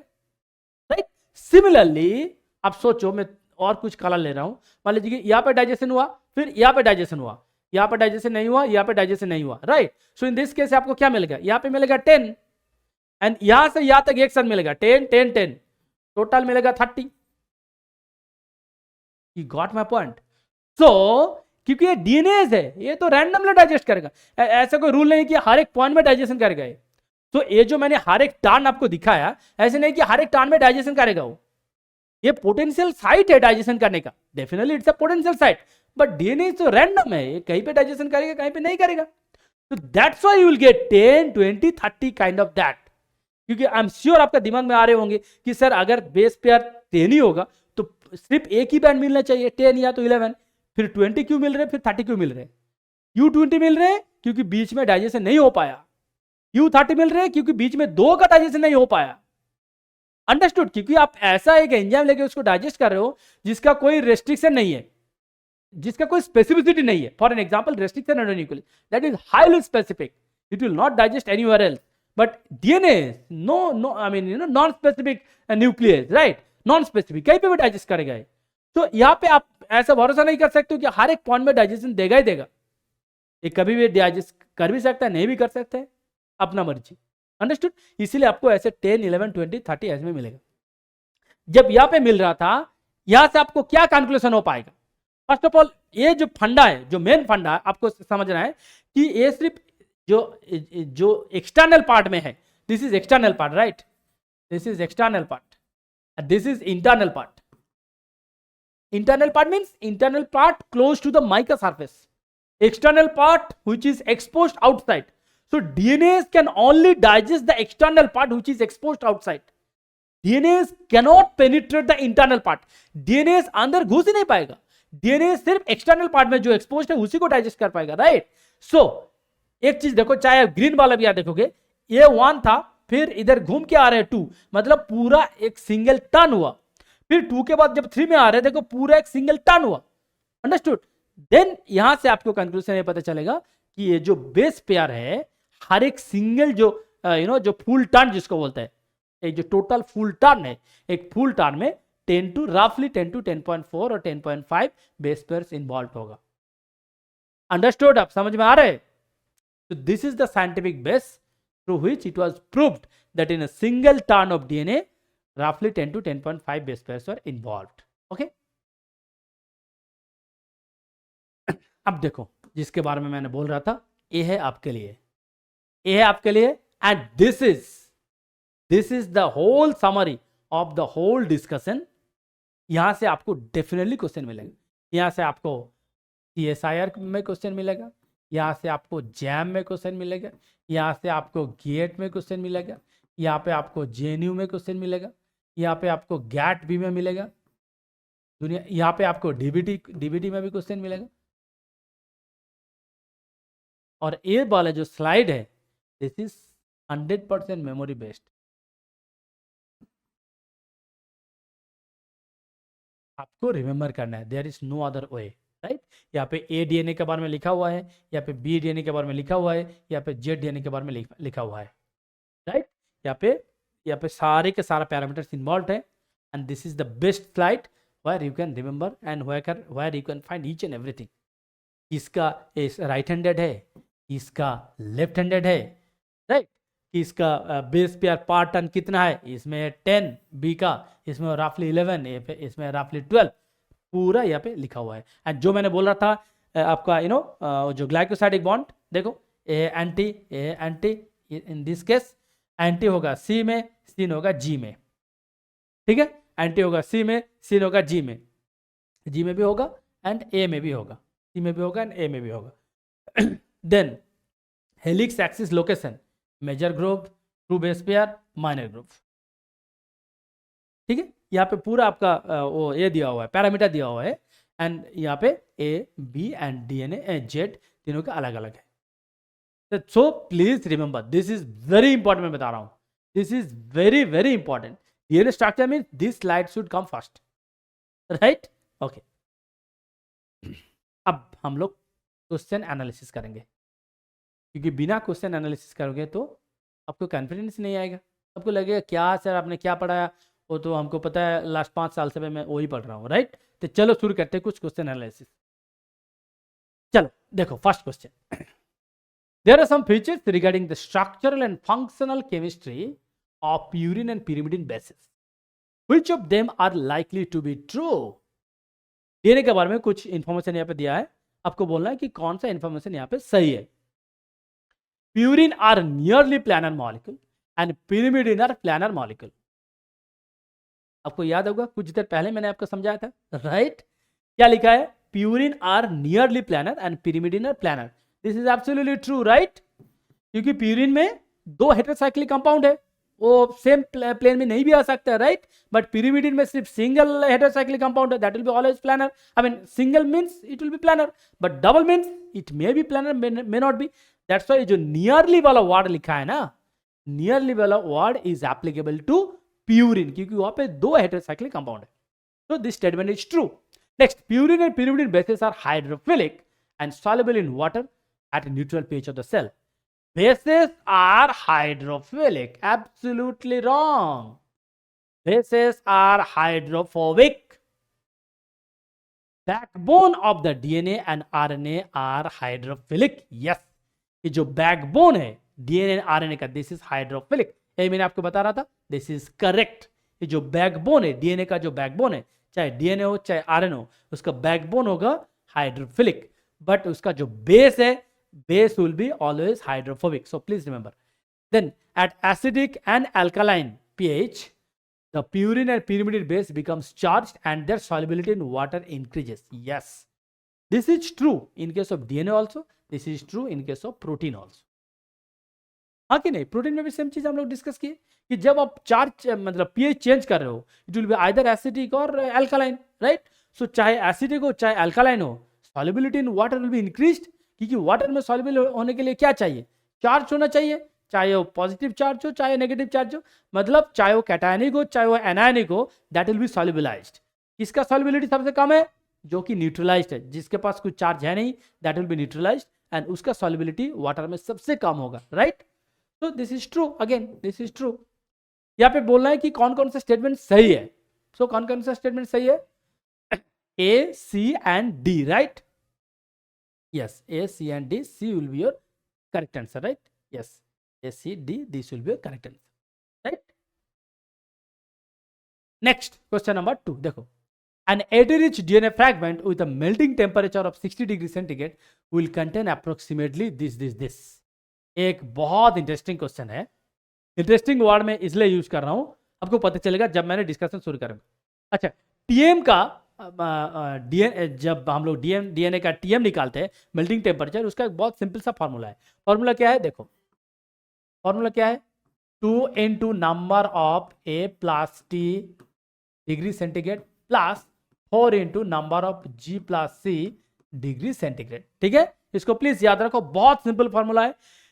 टीएम हम लोग कैसे कैलकुलेट करेंगे, मेल्टिंग टेम्परेचर किसी भी डीएनए का, जितना सारा न्यूक्लियोटाइड दिया रहेगा, number of A plus T, मतलब ए प्लस टी ऐड कर लो जितना हो रहा है, multiplied by 2 degree centigrade plus add कर लो जी एंड सी जितना हो रहा है, multiplied by 4 degree centigrade, that will be the TM, right. So यहाँ पे लिखा है कि कौन सा वैल्यू होगा जहां पे आपको टीएम 60 डिग्री मिलेगा, राइट, जहां पे आपको 60 डिग्री मिलेगा। चलो शुरू करते हैं calculation. 16 GC, so 16 into 4, right? So 64, 680 मतलब 12, so this will be 76, right? अच्छा, यहाँ पे आ जाओ। Second 6 GC, so this will be 24 plus 2180, this will be 42, so this will be 66. Next 8 GC, 8 into 4, this will be 32. Then 1980, so this will be 38, right? So this will be 70. Next 15 GC and 1580. 15 GC means 60, 1580 means 30, so this will be 90. अब तो आपको मजा आएगा, अब तो आपको मजा आएगा। देखो क्वेश्चन में लिखा है कि कौन सा आंसर है जहां पे आपको 60 डिग्री मिलेगा, राइट। अब बताओ आपको कहीं पे 60 डिग्री मिल रहा है? Are you getting 60 degree anywhere? Are you getting 60 degree anywhere? No. This is the beauty of MCQ. Believe me, this is the beauty of MCQ. Question में लिखा है 60, अब कहीं पर भी 60 नहीं मिल रहा है, तो आपको क्या लग रहा है? क्या फॉर्मूला गलत है, या जो जैसे मैंने कैलकुलेशन किया उसमें गलत है? No, there is nothing wrong in the calculation, there is nothing wrong in the formula, everything is perfect. But यहाँ पे आपको क्या देखना है, मैं बता रहा हूं, देखो कहां पे स्मार्टनेस दिखता है, क्योंकि you are preparing for one of the finest entrance in our country for the science level, right? कहां पे दिखता है मैं बता रहा हूं, देखो यहाँ पे एक वर्ड लिखा हुआ है अप्रोक्सीमेटली, उसके बारे में हम लोग ध्यान देते ही नहीं है, उसके बारे में हम लोग ध्यान देते ही नहीं है, राइट? अब देखोगे कभी रास्ते पे देखोगे कि बहुत बड़ा बड़ा कुछ ऐड देगा, मोबाइल ले लो 10,000 में, आईफोन ले लो 10,000 में, या तो कुछ ले लो 5,000 में, ऐसे कुछ दिख ले, आप बड़ा बड़ा ऐड दिखेगा, right? Rent a house, buy a house with let's say 5 lakh 10 lakh something like that, and वहां पे एक छोटा करके एक स्टार मार्क दिख रहेगा। वो स्टार मार्क क्या है? नीचे है लिखा कंडीशन सप्लाई, एंड वो जो कंडीशन सप्लाई है उसको दिखेगा ही नहीं, क्योंकि उसका फॉन्ट साइज इतना छोटा है, वो दिखेगा नहीं। बड़ा बड़ा करके लिखा है क्या 10,000 में मोबाइल ले लो, 10,000 का जो फॉन्ट साइज है इतना बड़ा, और जो स्टार का फॉन्ट साइज इतना छोटा, आपको दिखेगा ही नहीं, वो एक कंडीशन सप्लाई। तो this entrance is also like that. देखो यहाँ पे लिखा है कि approximately, what do mean by approximation, you tell me. Approximation का मतलब क्या है? जो नियर बाई है, राइट? जिसको हम लोग राउंड अप कर सकते हैं। तो आप बोलो 76, 66, 70 एंड 90, किसको आप राउंड अप करके 60 के आसपास ला सकते हो? कौन सा है the closest one? Your answer will be B, your answer will be B. अब यहां पे क्या होगा मैं बता रहा हूं, बहुत सारे स्टूडेंट्स वो अप्रोक्सीमेट जो वर्ड है उसको ध्यान देंगे ही नहीं, राइट? उसको मानना है कि अरे 60 तो हमको आना चाहिए, तो 60 तो क्यों नहीं आ रहे 60? तो 60 लाने के लिए क्या करेंगे? फॉर्मूला को चेंज कर देंगे। जो फॉर्मूला उसको पता है उसको चेंज कर देंगे, ठीक है? क्योंकि किसी भी हालत में 60 चाहिए हमको, क्योंकि क्वेश्चन में 60 दिया हुआ है। This is the reality of MCQ. Okay, this is the reality of MCQ, and that's why I like MCQ like anything. Okay, so please be careful, be attentive. हर एक वर्ड का इंपॉर्टेंट है, importance है यहाँ पे, ठीक है? Okay, anyway answer will be B. चलो देखो, answer will be B, right? Okay. In addition to Watson Crick base pairing, the telomeric DNA has, telomeric DNA में क्या है? टेलोमेरिक डीएनए में आपको G क्वाड्रप्लेक्स मिलेगा, ठीक है? आपको G4 डीएनए मिलेगा टेलोमेरिक डीएनए में। Please remember it, please remember, telomeric DNA में आपको G4 डीएनए मिलेगा, ठीक है? या टेलोमेरिक डीएनए में आपको G4 डीएनए मिलेगा। देखो ये मेमोरी बेस्ड क्वेश्चन है, मतलब यहाँ पे सोचने का कोई बात ही नहीं है। Two nucleotide sequence found in two different species are almost exactly the same.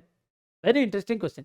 Two nucleotide sequence found in two different species are almost exactly the same. This suggests that these species are evolving into the same species. अच्छा, यहाँ पे बोला कि two nucleotide sequences found in two different species. तो जब species से different है and they're exactly the same, I mean the nucleotide sequences are almost exactly the same. This suggests that these species are evolving into the same species. कैसे हो सकता है? अगर same species हो रहा है तो यहाँ पे क्यों two different species में grow क्यों कर रहे हैं?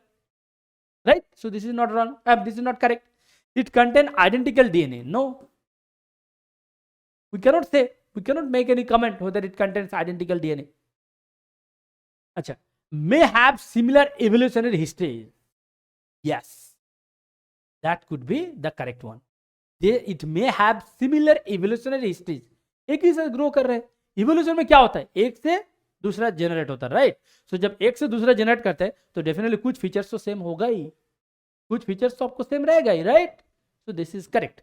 They have same number of mutations. No, this is again irrelevant. I mean, you cannot make any comment on option B and option D. These are irrelevant. Okay. Yeah. So it may have similar evolutionary histories. Next, question number 5. Which of the following statements regarding the double helix of DNA is true?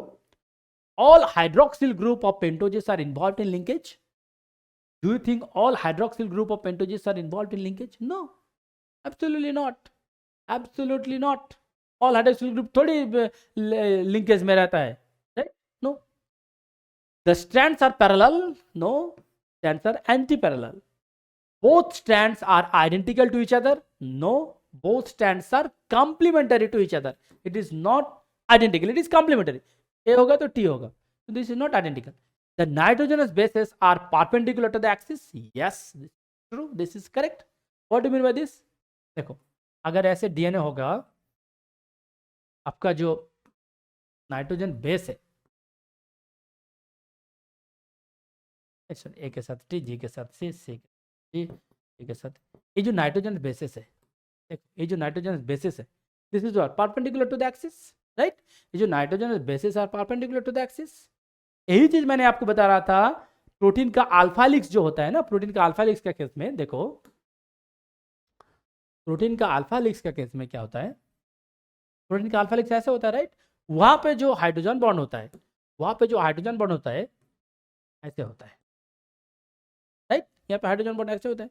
तो वहां पे अगर ऐसे central axis draw कर दोगे, यहाँ पे जो हाइड्रोजन बॉन्ड होगा that will be parallel to the central axis. यहाँ पे जो हाइड्रोजन बॉन्ड होगा या तो जो नाइट्रोजन बेस का जो पोजीशन है that will B perpendicular. So this will be perpendicular and this will be parallel. Understood? So this is applicable to alpha helix of protein. This is applicable to double stranded DNA molecule, right? Yeah. So this will be your right answer. Next, question number 6.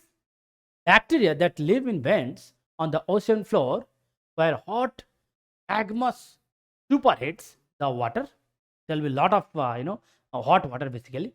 They have an extremely high proportion of guanine and cytosine in their DNA. Yes. Which statement best explains why this bacterial DNA is very stable in hot temperature? What is the actual conclusion that bacteria they can live in very hot temperature, very, you can say, warm environment? How is it possible? The high guanine and cytosine content means the strands of bacterial DNA are less likely to be antiparallel. GC content चाहे high हो चाहे less हो, उसके साथ bacterial DNA का parallel anti parallel होने का कोई लिंक ही नहीं है. First of all, right? This is like irrelevant option. The chemical structure of purines makes them more heat stable. The chemical structure of purines makes them more heat stable. No, sorry. The chemical structure of pyrimidines makes them more heat stable. No, again, sorry. Guanine and cytosine base pair with 3 hydrogen bonds, while the other nucleotides base pair with 2 hydrogen bonds. Yes. देखो यहाँ पे क्या है, GC, यहाँ पे high proportion में GC है, right? GC content बहुत ज्यादा है. जीसी कंटेंट ज्यादा होगा मतलब उसका जो हाइड्रोजन बॉन्डिंग है वो ज्यादा होगा, राइट? तो अगर हाइड्रोजन बॉन्डिंग ज्यादा होगा तो उसको तोड़ने के लिए, उसको डीनेचर करने के लिए और ज्यादा टेम्परेचर चाहिए. तो विद दैट कंडीशन वहां पे सस्टेन करने के लिए ज्यादा से ज्यादा जीसी कंटेंट होना चाहिए ताकि हाइड्रोजन बॉन्डिंग भी स्ट्रांग होगा, right? So that bacteria can survive. तो bacteria can survive because of more GC content. More GC content will give you better hydrogen bonding possibilities, so that it requires higher energy to to denature them. इसीलिए bacteria can easily survive over there. ठीक है?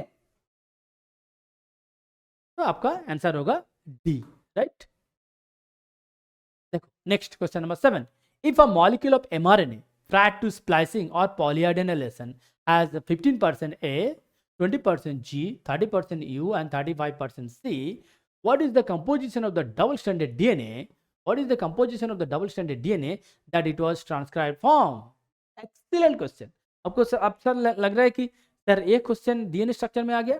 Question ऐसे ही आता है जब आप prepare कर रहे हो सीएसआईआर के लिए, जब आप प्रिपेयर कर रहे हो आईआईटी जैम के लिए, या तो डीवीटी के लिए, या तो गेट के लिए, किसी भी एग्जाम के लिए तैयारी कर रहे हो. देखो, you are a matured student, right? You are studying at a college university level. So don't say कि क्वेश्चन आएगा एकदम वो जो बोलते हैं ना कि डीएनए स्ट्रक्चर मतलब structure related. This is structural question only. यहाँ पे बहुत सारे कंसेप्ट आपको पंच कर देंगे. यहाँ पे कंसेप्ट लाएगा डीएनए रेप्लिकेशन से, कंसेप्ट लाएगा डीएनए सीक्वेंसिंग से. मैं बता रहा हूँ डीएनए सीक्वेंसिंग से यहाँ पे कंसेप्ट लाएगा. ऐसे नहीं कि स्ट्रक्चर मतलब सिर्फ एटीजीसी से आपको क्वेश्चन पूछे जाए. सारे कंसेप्ट आपका क्लियर होने चाहिए, तभी जाके आप हाई लेवल ऑफ एंट्रेंस में सस्टेन कर पाओगे। ठीक है, एनीवे देखो यहाँ पे लिखा है कि एक ये है mRNA का सीक्वेंस, यहाँ पे है mRNA का सीक्वेंस। आपको क्वेश्चन पूछ रहे कि डबल स्टैंडर्ड डीएनए का क्या परसेंटेज होगा, राइट? अच्छा एक बात बताओ, what is the difference between DNA and mRNA? Only आपका जो चेंजेस होगा वो होगा यू में, राइट? चेंजेस होगा यू में। तो जीसी का जो चेंजेस है दैट विल रिमेन सेम। तो एक चीज देखो यहाँ पे जीसी का परसेंटेज यहाँ पे क्या था, जी का कितना था, सी का कितना था, जीसी कितना था 55%, राइट? तो यहां पे भी जीसी होगा 55%, जीसी जो एमआरएनए में था 55%, डीएनए में भी होगा 55%। सो जीसी को डोंट टच जीसी, ना कम टू 80। तो 80 कितना होगा 45%, राइट? यहां पे 80 कितना था, एयू कितना था 45%, राइट? एयू कितना था 45% था एयू। यहां पे एयू नहीं होगा, यहाँ पे 80 होगा 45%। यहाँ पे अगर 80 45% होगा तो एटी कितना होगा,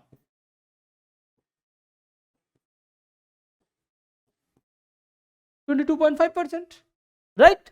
ए होगा 22.5, टी होगा 22.5। अब देखो कहां कहां पे ए होगा, A and T 22.5, A 30% wrong, A 20% wrong, A 22.5, T भी देख लो 22.5, excellent. A no this is wrong, answer होगा सी। देखो फिर से बता रहा हूं, देखो आपको ये जनरली क्या होता है, डबल स्टैंडर्ड जो डीएनए होता है यहां से आपको एमआरएनए फॉर्म होता है, राइट? यहां से एमआरएनए फॉर्म होता है। यहाँ पे क्वेश्चन दिया गया कि एमआरएनए मांगा ऐसे हुआ, तो जहां से वो ट्रांसक्राइब हुआ था, मतलब जिस डीएनए का स्ट्रैंड से ट्रांसक्राइब हुआ था उसका सीक्वेंस क्या है, बस उल्टा कर दिया क्वेश्चन, राइट? ओके फाइन, चलो एमआरएनए का जो सीक्वेंस यहाँ पे दिया गया ए जी यू एंड सी, यहाँ पे जीसी का परसेंटेज कितना था 55, सो डीएनए का भी जीसी 55 ही रहेगा, यू डोंट टच जीसी। अब आ जाओ बाकी ए एन यू पे, ए एन यू था 45%, डीएनए का केस में ए एन यू होगा 45%, राइट? सो अब इसको आधा आधा कर लो 22.5, understood? So this is called intellect and your questions will be like that, your questions will be like that। यहाँ पे ऐसा मत सोचो कि यहाँ पे ऐसा क्वेश्चन आएगा percentage of A equals to 10, so percentage of G equals to how much, that comes at the 9th standard, not at the BSc और MSc standard, I am sorry. Okay okay next question, या so this will be your answer will be C, right? Next question number 8 देखो, what would result from a mutation that results in two purines to pair with each other or two pyrimidines to pair with each other? क्या होता है, देखो generally आपका जो double helix होता है यहाँ पे क्या होता है, प्यूरिन के साथ pyrimidine होता है, राइट? तो यहाँ पे है आपका 2 हेटेरोसाइक्लिक कंपाउंड, यहाँ पे 1 हेटेरोसाइक्लिक कंपाउंड, राइट? ऐसे होता है ना। यहाँ पे क्या बोल रहे हैं, प्यूरिन के साथ प्यूरिन, प्यूरिन के साथ प्यूरिन, या तो pyrimidine के साथ pyrimidine, मतलब 2 के साथ 2 होगा, 1 के साथ 1 होगा। अच्छा 2 1 क्या है, 2 मतलब 2 हेटेरोसाइक्लिक कंपाउंड, 1 मतलब 1 हेटेरोसाइक्लिक कंपाउंड, राइट? देखो जनरली डीएनए के केस में हमेशा 2 के साथ 1 होता है, एक साइड होगा आपका प्यूरिन, दूसरा साइड होगा आपका pyrimidine, राइट? यहाँ पे बोल रहे हैं कि एक म्यूटेशन हो गया जहां पे 2 प्यूरिन एक साथ जुड़ गया या तो 2 pyrimidine हो गया, तो क्या होगा अगर दोनों साइड में 2 हेटेरोसाइक्लिक कंपाउंड आ गया या तो दोनों साइड में सिर्फ सिंगल हेटेरोसाइक्लिक कंपाउंड हुआ, देन क्या स्ट्रक्चरल चेंजेस आपको मिल सकते हैं, right? The DNA molecule could no longer form a double helix. Double helix क्यों नहीं फॉर्म होगा, डबल हेलिक्स के साथ इसमें 2 आ रहे या 1 आ रहे इससे कुछ मतलब नहीं है, डबल हेलिक्स हो गया। डबल हेलिक्स मतलब क्या, that's it, DNA could no longer form double helix, ऐसा नहीं है, डबल हेलिक्स डेफिनेटली फॉर्म कर सकता है। DNA helix would know longer have a constant diameter, absolutely true. देखो कांस्टेंट डायमीटर होने के लिए आपको यूनिफॉर्मिटी चाहिए, this side 2 this side 1, this side 2 this side 1, ऐसे कंफर्म यूनिफॉर्म डायमीटर होना चाहिए। ऐसे नहीं कि दोनों साइड में 2 2 आ गया, तो कैसा आएगा, ऐसा कुछ आ जाएगा।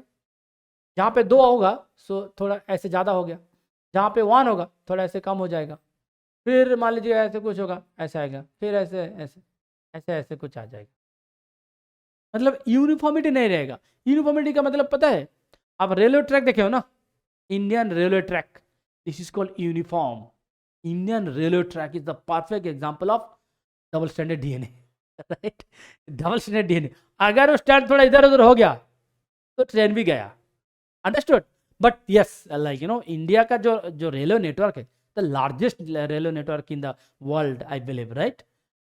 तो इतना बड़ा रेलवे ट्रैक है, बट ट्रेन गिरता नहीं है, गिरते बहुत कम, हो सकता है कि 5 साल में एक बार। Anyway, so they have maintain the track in such nice manner, isn't it? Hats up to the railway department. Anyway, so यहाँ पे बता रहा था कि एक साइड में अगर 2 हो गया, एक साइड में 1 हो गया, तो प्रॉब्लम क्या होगा? डबल हेलिक्स फॉर्म करने में प्रॉब्लम नहीं है, फॉर्म होगा यूनिफॉर्मिटी मेंटेन करने में, राइट? सो यहाँ पे जो सेकंड ऑप्शन दिया है कि DNA helix would know longer have a constant diameter, constant diameter form नहीं हो पाएगा, understood? So this is true actually. Then replication of DNA would stop because a 3' hydroxyl group would no longer be available. हाँ? ये क्या है?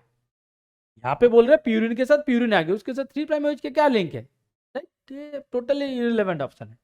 Ligase could no longer fulfill its action. Again यहाँ पे कुछ दे दिया, उल्टा सीधा ऑप्शन दे दिया, ठीक है? उल्टा सीधा ऑप्शन दे दिया। देखो ये जो चीज बता रहे हैं ना, एक चीज देखो, आपको साथ लग रहे होंगे कि सर ये तो सही है कि 3' हाइड्रोक्सिल ग्रुप अगर अवेलेबल नहीं हुआ तो रेप्लिकेशन नहीं होगा। दैट इज ट्रू, हमें स्टेटमेंट इज ट्रू कि अगर 3' OH अवेलेबल नहीं होगा तो रेप्लिकेशन होगा कैसे, दैट इज ट्रू। बट ये जो स्टेटमेंट है कौन सा बेसिस पे आ रहे वो देखो पहले, ये जो स्टेटमेंट है कौन सा बेसिस पे आ रहे, तो on that basis this statement is irrelevant, totally irrelevant, understood? ठीक है, तो ऑप्शन बी आएगा, राइट? अब देखो question number 9, as part of a science competition a student is asked to identify an unknown molecule as either DNA or RNA। एक student competition हो रहा था, एक मॉलिक्यूल दिया गया, आपको बताना था ये डीएनए है या आरएनए है। Which of the following characteristics would be the strongest evidence that the unknown molecule is DNA? यहाँ पे कौन सा एविडेंस है जो कि बताएगा ये डीएनए ही है? चलो देखते हैं। The presence of phosphate and sugar, sorry phosphate and sugar तो डीएनए में भी मिलेगा, फॉस्फेट एंड शुगर तो आरएनए में भी मिलेगा, राइट? ओके, हाँ आप बोल सकते हो कि वो डीऑक्सीराइबोस हो रहा है कि नहीं, वहां पे तो मेंशन नहीं किया, यहाँ पे मेंशन थोड़ी किया है कि शुगर का क्या नेचर है, शुगर का क्या नेचर है वो तो मेंशन यहाँ पे नहीं किया। तो जब यहाँ पे मेंशन नहीं किया तो on that basis we cannot go, understood my point? I am sure many of you are thinking sir sugar का जो कॉन्फ़िगरेशन है that defines whether it will be part of DNA और RNA, राइट? Absolutely true, but यहाँ पे तो mention नहीं किया शुगर का क्या नेचर है, तो इसका बेसिस पे कैसे बोलोगे, अंडरस्टूड? ओके, देखो कब होता है एमसीक्यू में ना, मैं बता रहा हूँ एमसीक्यू में क्या होना चाहिए, चारों ऑप्शन पहले देख लो, अगर चारों ऑप्शन में से एक भी ऑप्शन आपको पोटेंशियल नहीं लगा then you can fight for this option, of course you can fight कि हाँ सर यहाँ पे नहीं बताया, बट यहाँ पे बताया भी नहीं भी बताया, तो इसके बेसिस पे हम लोग फाइट कर सकते हैं। बट पहले बाकी 3 ऑप्शन देख लो कि बाकी 3 ऑप्शन पोटेंशियल है कि नहीं, समझ रहे हो? कभी कभी ऐसे एमसीक्यू में होता है, मैं बोल रहा हूँ please keep in your mind, कभी कभी क्या होता है कुछ ऑप्शन ऐसे होता है कि उतना पोटेंशियल नहीं है, तब जाके फर्स्ट ऑप्शन के ऊपर आप फाइट कर सकते हो। पहले बाकी 3 ऑप्शन देखो, अगर यहाँ पे आपको पोटेंशियल ऑप्शन मिल गया देन ऑप्शन ए का कोई वैल्यू नहीं रहेगा, अंडरस्टूड? चलो देखते हैं। द एब्सेंस ऑफ यूरासिल, एक पॉलीन्यूक्लियोटाइड सीक्वेंस है जहां पे यू नहीं है, क्या बोल सकते हो वो डीएनए है? सोचो सोचो, अगर यू नहीं है आप बोल सकते हो डीएनए है? I am sure many of you are saying yes sir, हम बोल सकते हैं, राइट? ठीक है, चलो मैं एक सीक्वेंस लिख रहा हूं, अब बोलो ये सीक्वेंस डीएनए है या आरएनए है, राइट?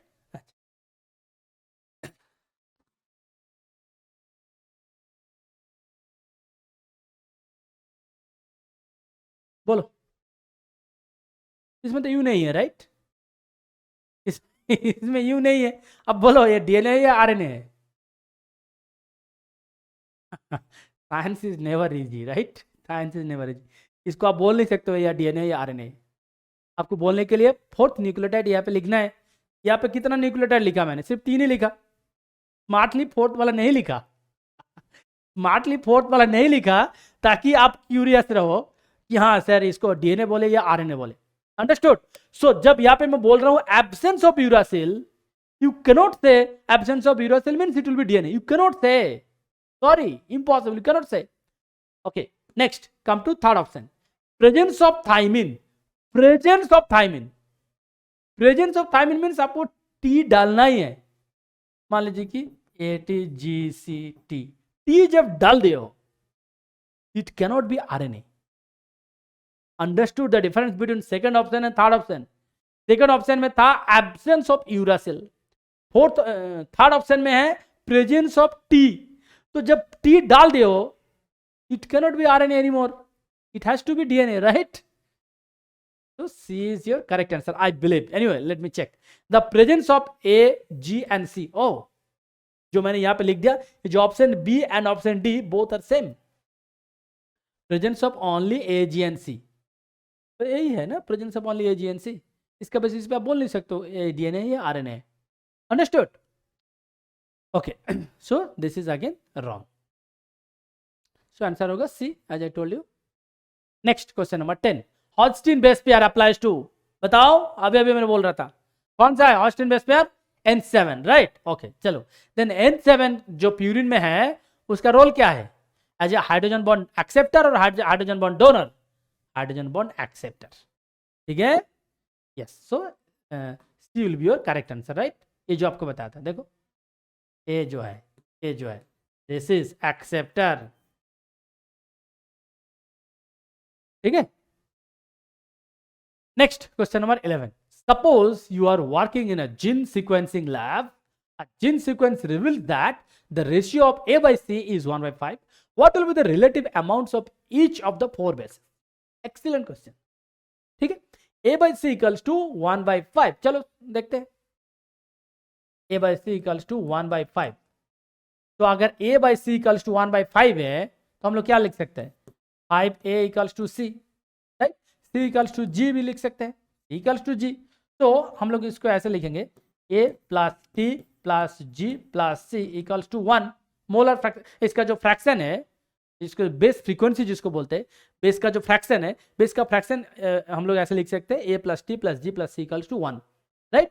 देखो इसको परसेंटेज में भी लिख सकते हो 100% और इसको 1 भी लिख सकते हो, that's not an issue, same thing. So A सबको हम लोग एक चीज में भी कन्वर्ट करेंगे. देखो A को हम लोग A लिख रहे हैं, T को भी हम लोग A लिख रहे हैं, लिख सकते हैं कि नहीं? क्योंकि जितना A है उतना T है, फाइन. आप देखो G को कितना लिख सकते हैं? 5A. C को कितना लिख सकते हैं? 5A, right? So 12A equals to 1. So A equals to 1/12. So this will be 0.08, मतलब 8%. तो अगर A हो गया 8%, C हो जाएगा 8%. तो this will B 16%, right? This will B 16%. बाकी रहेगा आपका G and C. This will B 84%. So G will be 42. C will be 42. Understood? Understood? ऐसे आएगा, देखो. तो 88 and GC 42. ओके, देख लो एक बार, बहुत सिंपल है. या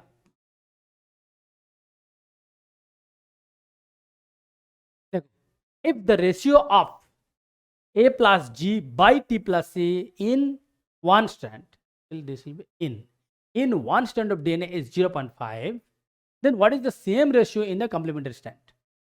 A by G, दो स्ट्रैंड है, इसमें हम लोग क्या कर रहे हैं? A plus G by T plus C equals to 0.5. तो सेम यहाँ पे अगर करें A plus G by T plus C, यहाँ पे क्या होगा? कंप्लीमेंट्री होगा, right? So this will B 1 divided by 0.5. So this will be 2. So value will be 2. Understood? Complementary में रेसिप्रोकल हो जाएगा 1/. This will be reciprocal, right? क्योंकि ये दो अलग अलग स्टैंड है. इस स्टैंड में इसका वैल्यू जो आएगा सेम वैल्यू दूसरा स्टैंड में आएगा रेसिप्रोकल, मतलब 1/. So this will be 2, right? या this will be 2. This will be reciprocal. अब देखो question number 13. A 1 kb DNA contains 75% adenine in one strand and 10% in another strand. How many hydrogen bonds are involved in the DNA? Excellent question. चलो देखते हैं. क्या लिखा है 1 kb BDNA, मतलब 1000 base pair. अच्छा 1000 बेस पेयर का मतलब क्या है, इधर है 1000 इधर है 1000, राइट। अच्छा इसमें लिखा है कि एक स्ट्रैंड में 75% एडेनिन है, तो 750 एडेनिन होगा इधर, 10% adenine on the other side, मतलब 100 एडेनिन है इधर। तो यहाँ पे अगर 100 एडेनिन है तो उधर टी कितना होगा, 100 टी होगा। यहाँ पे अगर 750 है तो यहाँ पे कितना टी होगा, 750 टी होगा। सो ए टी मिला के कितना हो गया 850। तो बाकी जीसी कितना है, जीसी कितना होगा, बाकी 150, बाकी 150 जीसी है, राइट। अब आ जाओ कैलकुलेशन में, तो ए टी हो रहा है आपका 850, जीसी हो रहा है आपका 150, तो हाइड्रोजन बॉन्ड कितना होगा, हाइड्रोजन बॉन्ड कितना होगा, हाइड्रोजन बॉन्ड तो 850 इंटू 3, तो 850 into 3, sorry 850 into 2, sorry 850 into 2, this will be 1700, this will be into 3, 450, right। तो टोटल कितना होगा 2150, 2150 है ऑप्शन। अंडरस्टूड कैसे किया मैंने, देखो बहुत सिंपल है, देखो मैंने बस लिख दिया कि 1 kb है, तो ए वाला स्टैंड में 1000 न्यूक्लियोटाइड है, ए वाला स्टैंड में 1000 है। अब बोला है कि it contains 75% adenine in one stand, तो 75% मतलब कितना 750, तो लिख दिया 750 एडेनिन है वन स्टैंड। यहाँ पे अगर 750 वन स्टैंड में है एडेनिन, तो इसका जो कॉम्प्लीमेंट्री स्टैंड है यहाँ पे कितना टी होगा 750 होगा, राइट। अच्छा ये 10% है इन अनदर स्टैंड, तो यहाँ पे अगर 100 है ए 10% मतलब 100, तो इसका कॉम्प्लीमेंट्री स्टैंड में इधर कितना होगा 100। सो दोनों मिला के 80 मिला के कितना हो रहा है 750 एंड 100, सो 850 हो रहा है 80, बाकी हो रहा है 150 जीसी। सो हाइड्रोजन बॉन्ड क्या होगा, this will B multiplied by 2, this will B multiplied by 3, done, okay. या सो जैसे मैंने बोला था ऐसे यहाँ पे कैलकुलेट भी करके दिया, हर एक क्वेश्चन मैंने सॉल्व करके आपको दिया, मेरा खुद का हैंड राइटिंग में भी है एंड अपना टाइपिंग में भी है, दोनों, you can follow any one, that is up to you, okay. Alright, sequences with alternating purine and pyrimidine represent what? Sequence जहां पे ऑल्टरनेटिंग प्यूरिन एंड pyrimidine है वो क्या रिप्रेजेंट करता है, A type of DNA, cruciform DNA, Z type of DNA, H type of DNA, of course Z type of DNA, right, क्योंकि यही चीज मैंने बता रहा था, जहां पे ऑल्टरनेटिंग प्यूरिन pyrimidine है that defines that represents Z type of DNA, right. so please remember that defines Z type of DNA. Next, the following nucleotide analysis represents A 30%, T 20%, G 30%, C 20%. Excellent. आपको बताना है कि ये कौन सा type of DNA को represent करता है, double standard linear DNA, double standard circular DNA, left handed DNA, single standard DNA. बोलो बोलो बोलो क्या होगा। आप जानते हो कि नंबर ए का परसेंटेज टी का परसेंटेज से सेम होना चाहिए, जी का परसेंटेज सी का परसेंटेज से सेम होना चाहिए, यहाँ पे तो उल्टा हो रहा है, देखो ए के साथ जी सेम हो रहा है, टी के साथ सी सेम हो रहा है, तो क्या होगा, will be double stand, no, double standard वाला यहाँ पे नहीं चलेगा। लेफ्ट हैंडेड डीएनए भी डबल स्टैंडर्ड ही है, राइट, तो जहां जहां पे डबल स्टैंडर्ड है वहां पे नहीं चलेगा, तो यहाँ पे सीक्वेंस सिमिलरिटी है ही नहीं, सो this will B single standard DNA. देखो मैं बता रहा हूँ, मैं एक सिंगल स्टैंडर्ड डीएनए लिख रहा हूँ, ए जी G T T A C जी, तो यहाँ पे देखो, यहाँ पे ए टी जी का जो परसेंटेज है तो कुछ भी हो सकता है, यहाँ पे ये तो कुछ भी हो सकता है। Percentage of A equals to percentage of T एक कब इंप्लीमेंट होता है, जब डबल स्टैंड आता है, जब डबल स्टैंड वाला कंसेप्ट आता है, जब हम लोग कॉम्प्लीमेंट्री स्टैंड लिखते हैं तब पूरा दोनों मिला के होगा number of A equals to number of T. ये जो परसेंटेज हम लोग कैलकुलेट करते हैं that involves both strand, not on single strand, remember. तो जब हम लोग सिंगल स्ट्रैंड का बात कर रहे हैं तो उसमें तो परसेंटेज कुछ भी हो सकता है, तो यहाँ पे परसेंटेज कुछ भी है, तो जब परसेंटेज यहाँ पे कुछ भी है it cannot be double stand, it has to be single stand, understood.